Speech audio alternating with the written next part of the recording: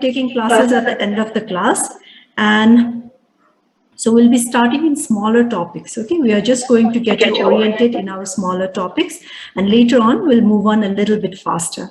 Okay, so last class we studied, that was just an introduction in pediatrics. So this time we'll be starting with common exanthematous illness or fever with rash. Okay, so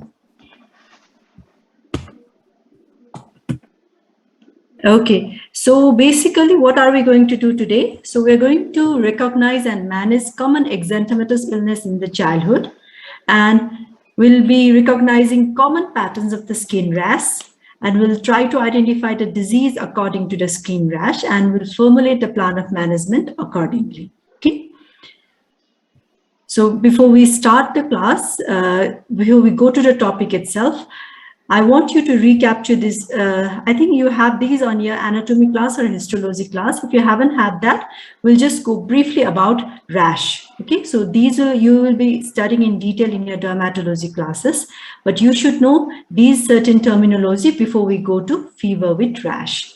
So what exactly is rash? So rash is any color, any change in color and texture of the skin. So anything when there is a change in color and texture of the skin is known as rash. So there are different type of lesions. There are primary lesions and secondary lesions. We won't go in detail about primary and secondary lesions. So what we are going to do is we're going to learn some terminology. So the first one is macule. So what is macule?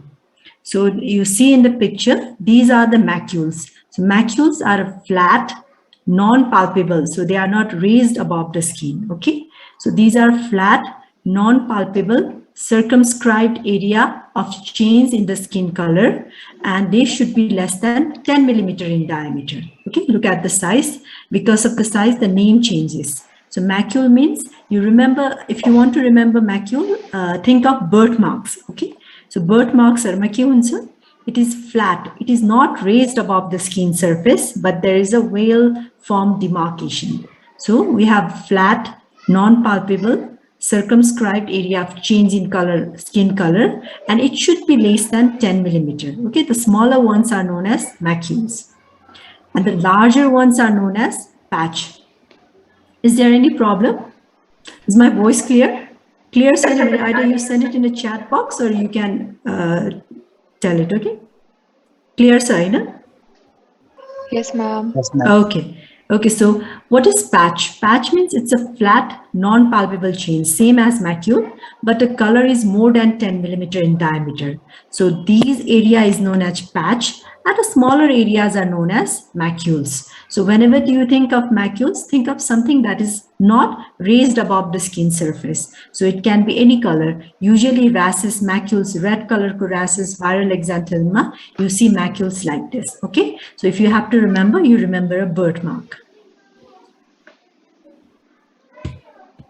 Now, second one that you have to know is a papule. What is a papule? It's a small solid elevation of the skin, generally less than 5 millimeter in diameter. Sana mosquito ko bite jastai. So it is a macule was not raised above the skin surface. Now papule is raised above the skin surface. Okay, and these are very small. So it should be less than 5 millimeter in diameter. That is known as papule. So papular rash bhanne bittikai you have smaller dots which is raised above the skin surface, but the size is less than 5 millimeter. So when you have a palpable plateau-like surfaces, whenever you have palpable plateau-like elevation of the skin above 5 millimeter in diameter, these are known as plaques. So papules are sano dot which is raised above the skin surface, less than 5 millimeter. Same type of rash, if it is more than 5 millimeter, is known as plaques. Okay, so we have macules and papules. Macules or papules yaad kara. Macules ko bigger form is known as patch, and papules ko bigger form is known as plaques. So if you have to remember macule and remember papule. Now the third one that you have to remember is vesicles. Vesicles are these are papules, but these are the circumscribed elevated lesion that contain serous or clear fluid. Okay, so you have a papule which is filled with clear fluid, then it is known as vesicles. You think of chicken pox. chicken pox, you have a slight elevation of the skin, which is filled with clear fluid. So that is known as vesicle. And if that elevated papule is filled with pus, it is known as pustule. Okay. So you have, everyone mute yourself out. So you have vesicle and you have pustules. So what happens in the vesicles? Vesicle is a papule which is filled with serous or clear fluid, and it should be less than 5 millimeter in diameter. If the papule is filled with pus, it is known as pustule. Okay, and what is bulla? Bulla is again a vesicle which is filled with fluid but is more than 5 millimeter in diameter. Burns, there is a big bulla. Okay, you have a serous elevated skin surface which is covered with serous fluid, that is known as bulla. Okay. Then another thing that you have to know is will. When you have allergic reactions to something, you have transitory compressible papular plaque of dermal edema. So these are known as wills.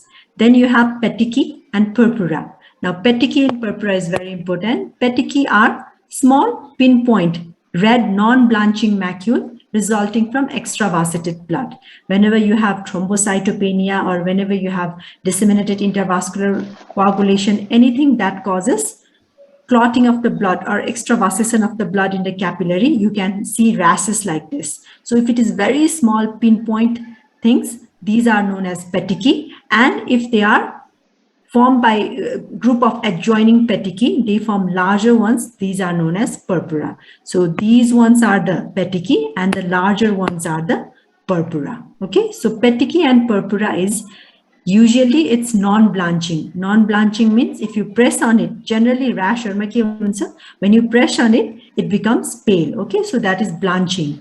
Petechiae and purpura, they are non-blanching. So if you press on it, they won't go fade away because it is due to extravasated blood in the capillaries. Okay. So you have these different type of rashes. So you have to know about macules. It is well circumscribed lesion and it is not elevated above the skin surface and it should be less than 10 millimeter. Then you have to know about papules. These are elevated rashes, but they should be less than 5 millimeter.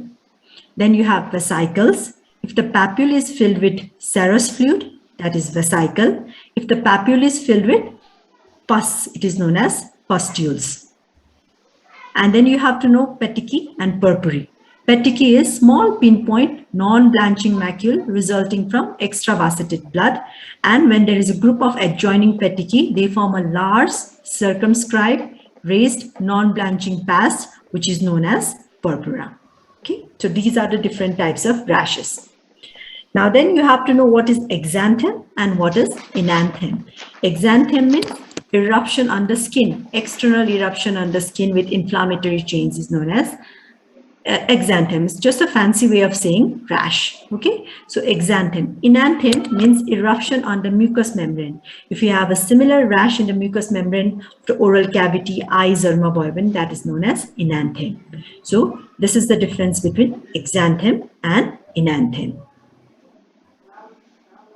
So before we start, rash with fever, and fever with rash is a very important topic in pediatrics because most of the cases we see in pediatrics in OPD basis are babies coming with fever and rash, okay? And seasonal variation, usually viral season, we see lots of these cases, okay? So you have to know how to distinguish between differential diagnosis for fever with rash, okay? So this is a small mnemonic. Fever with rash is always associated with the progression. Fever aako kati din pachi rash aayo. Okay, so that will also help you determine the cause of the fever with rash. So usually varicella, chickenpox, what will happen? You remember this mnemonic, very sick person must take double eggs. So first day, fever aako first day, if there is a rash, the diagnosis is usually varicella. This is just one of the way to diagnose, okay? And usually we diagnose it clinically by seeing the types of the rash and other clinical feature. But the rule of the thumb, first day of rash ma fever aivan, generally it is varicella. Fever aako second day ma rash aivan, it is scarlet fever. Third day it is smallpox. Fourth day, after 3 days of fever, if you see rash, most of the time it is measles. Hello? Then 5th day it is typhus. Then 6 days of fever, pachi dengue. And after a week of fever, if you see rash, it is usually enteric fever. This is just a mnemonic. So we'll be going individually about some diseases that presents with fever, with rash, some common diseases. So the number one very important disease is measles. Okay, so everybody knows what is measles, I know. Measles la Nepali ma ke bhancha? Can anyone say? Or do I have to point out? Dadura. Dadura, very good. So this is measles. We'll go with basics first. Okay, we'll go with the microbiology. So what is the etiology? Measles usually is a viral disease, and the cause of which is the virus? Paramyxovirus. Okay, you remember it's a RNA virus, paramyxovirus. So cause of measles, it's a paramyxovirus. And how is it transmitted? Through aerosols. So through respiratory tract, through conjunctiva, airborne aerosols that are transmitted. And in all infectious disease, you should know when are they infectious. Okay, they can transmit the disease to other people. It is usually 3 days before the onset of the rash and 6 days after the onset of the rash. So even before there is rash, these people are infectious. And it is very infectious. 90% of the exposed people will develop disease. Okay. So measles is a viral disease. It's caused by virus paramyxovirus. It is transmitted through respiratory droplets, and the infectious period is 3 days prior to appearance of rash and 6 days after the appearance of rash. So then going for pathology, what does it do? Measles virus. Most of you will have had measles in the past, and measles and most of you may not have had severe form of measles because you've already been vaccinated with measles. So our national schedules, measles have been there since last 30 years, 40 years. Okay, so we haven't seen a severe case of measles because Nepal has a very good track record of vaccination.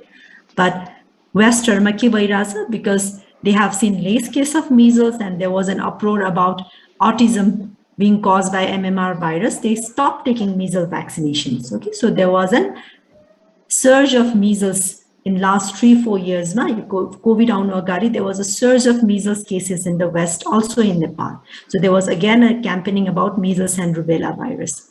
Now measles, though it seems a very mild disease, it can be life-threatening. Okay? Measles, and it is a notifiable disease. If you see any case of measles, you will have to notify the Central Disease Center, CDC might notify person. So what does it do? What actually the measles virus causes? So it causes necrosis of respiratory tract epithelium with lymphocyte infiltrate. So wherever it attacks, it causes necrosis of that particular association. So you would have studied in pathology about Warthin-Finkel joint cells. So this is the pathognomic for measles. Another very important pathology, it affects the helper T cells. Now, if it affects the helper T cells, it causes generalized immunosuppressions. So when you have measles, your helper T cells are suppressed, and so you can be infected with other diseases as well. Most of the time, measles pox babies will be immunosuppressed for a very, very long time, and they can die due to other opportunistic infections like tuberculosis flare-up or other infections their mortality is higher, and this immunosuppression can persist for a very, very long time. Okay, so this is the basic pathology. What does it do? It causes necrosis of the respiratory epithelium, number one, and number two, it suppresses the helper T cells, so it causes immunosuppression in the children. So how do you diagnose? Okay, so incubation period is 8 to 12 days. So in community medicine or what is incubation period? So disease target clinical symptom period. Okay, so this is incubation period. Most of the time it is 8 to 12 days. Prodromal illness. Before you see rash, you see some symptoms. All viral illnesses present with some prodromal symptoms. Okay, rash, overt features around Wakari, there are some prodromal illness. So how will these babies present? They will present with fever, high-grade fever, exudative conjunctivitis. This is very important in case of measles too, differentiated from other viral exanthems. Okay, exudative conjunctivitis, you have conjunctivitis, your eyes are red, also you have purulent discharge from the eyes. So exudative means you have purulent discharge from the eyes. This is not like your normal conjunctivitis that you see in viral illness. You have actually have purulent conjunctivitis. Then you have a very bad hacking type of cough, and you can have rhinorrhea as well. So before appearance of the rash, the baby will come with high-grade fever, exudative conjunctivitis, cough, hacking type of cough, and rhinorrhea. Then hacking cough is a very bad cough. You see old people with COPD coughing very badly, dry garira. So that is known as hacking type of cough. Okay. So another thing that you have to know about measles is Koplik spot. Okay. So normally you don't see Koplik spot because they disappear easily, and it is seen 1 to 4 days prior to the onset of the rash. By the time rash appears, the Koplik spot will have disappeared. Okay. But if you see a Koplik spot, that is pathognomic for diagnosis of measles. So what do you see? You see a lesion like this. Okay. There is a white spot, red lesion with a white spot in the center. We see in the inner aspect of your cheek at the level of the lower second molars. Okay, so this is what a Koplik spot means. So Koplik spot is a pathognomic for measles, basically seen 1 to 2 days, 1 to 4 days prior to appearance of the rash, and it appears as a red lesion with a white spot in the center at the inner aspect of the cheek at the level of the lower second molar. Okay, so this is Koplik spot. So these are many Koplik spots over here. So if you see this, that is pathognomic for measles. Then the exanthematous phase. Usually all viral illness will have prodromal phase, an exanthematous phase, and a convalescent phase. Prodromal phase is when you have symptoms, runny nose, fever, or before the appearance of rash, which is common in almost all viral illness. Okay, exanthematous phase is the one where you have the typical appearance of the rash, and convalescent phase is the one where the rash slowly starts to disappear. Fever will also slowly start to subside. Exanthematous phase, usually measles flu, you have to remember each and every point of these. Okay, so what happens in measles? What will happen? When does the measles rash appear? It usually appears 3 days after fever. Jaro aeko 3 dinपछि rash appear हुन्छ. What is the characteristics of the rash? It is maculopapular rash. Now remember what was macules and papules? Macules means there are a red blotchy appearance. Red rash हुन्छ, which is not raised above the skin surface. Papules भनेको small elevations above the skin surface. So dadurako rash kasto huncha? It is a combination of macules and papules. So you'll have rashes like this, red blotchy appearance, right? So you have a maculopapular rash. You have to remember each point on these one. Okay, the progression is very important. Characteristics of rash is very important, and how does it progress and how does it disappear? That is also very important for diagnosis, because most of the viral exanthems we don't send any test, we diagnose it clinically.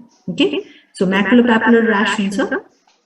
Then typical feature, where does it start? It starts from ears, कानको पछाडि hairline बाट start हुन्छ, टाउकोदेखि start हुन्छ, then it goes to the neck, body, and extremities. Okay, so it doesn't start from trunk and spreads to the face. It starts from the head itself. Neckline, hairline बाट start हुन्छ, कानको पछाडि बाट start हुन्छ, behind the ear. Okay, then it spreads to the face, then it spreads to your neck, body, and extremities. Okay, so this is how the rash of measles progress. And how does it fade? It fades in the same progression. Okay, so after it fades away, it leaves a brand new desquamation of the skin.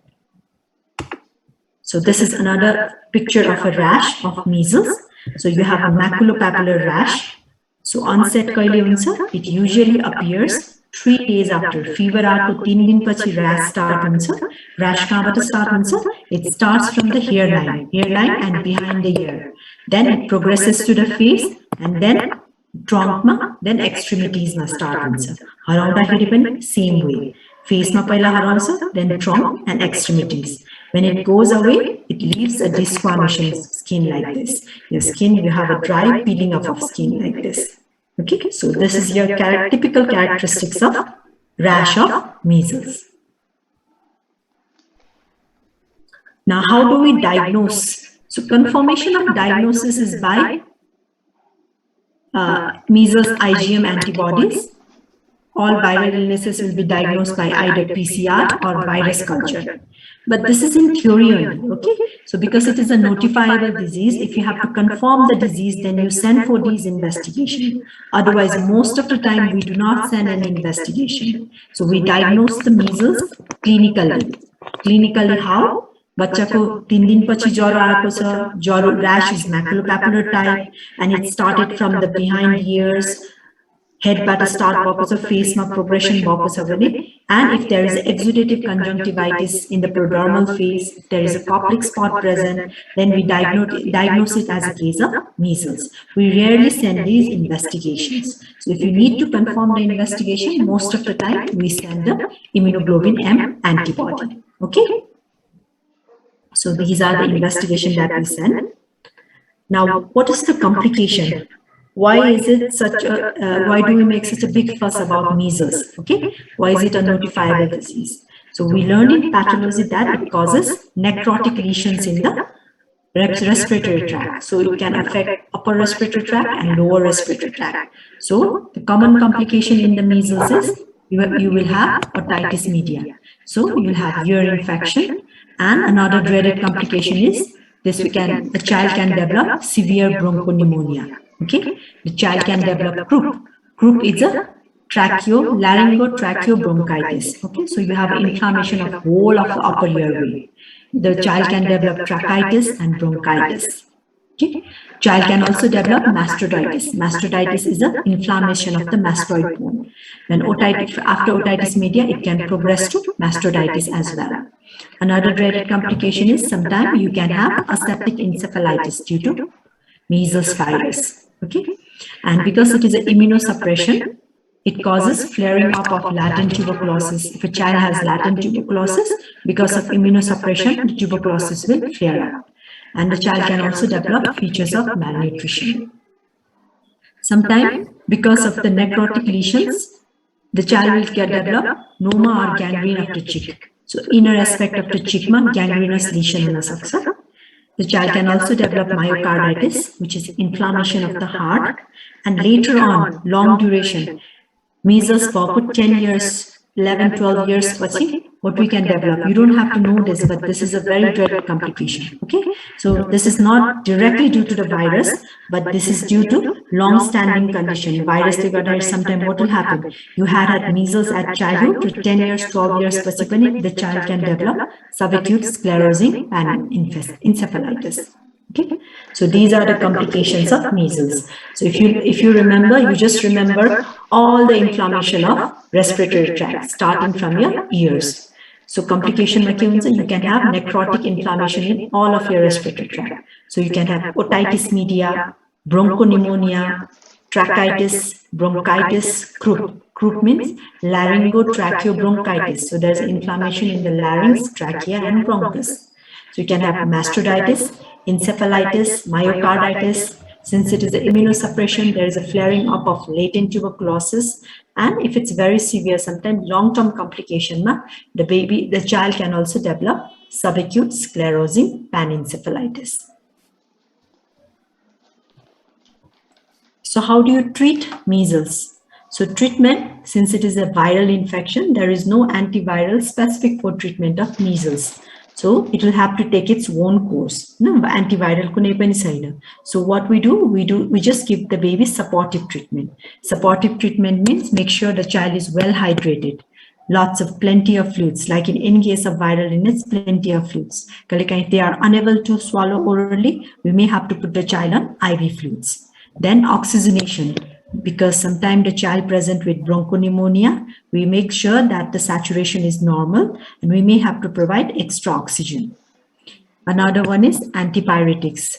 Usually the baby is present with high-grade fever. Okay, so antipyretics like paracetamols are required.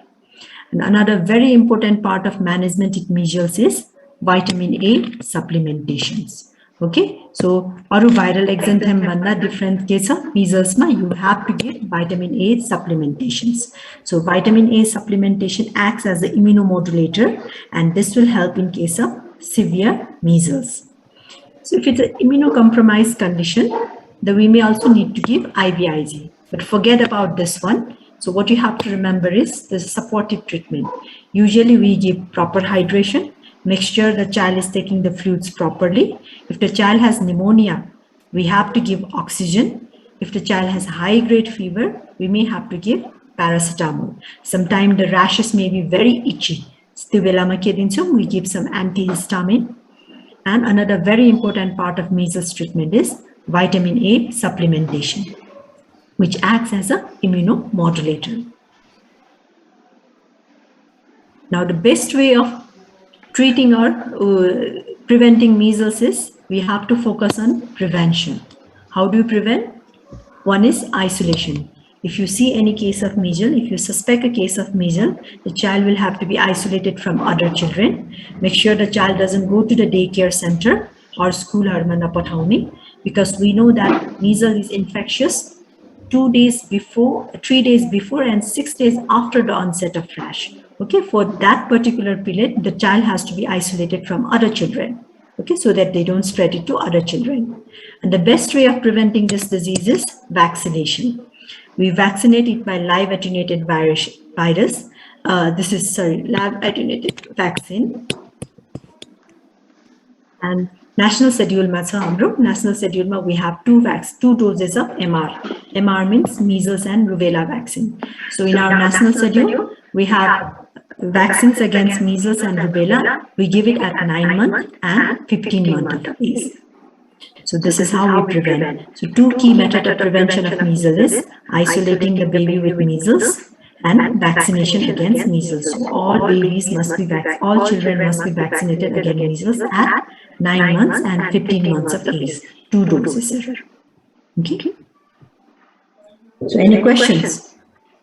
So this is very important. So before I start, can you please rejoin? Okay, ma'am.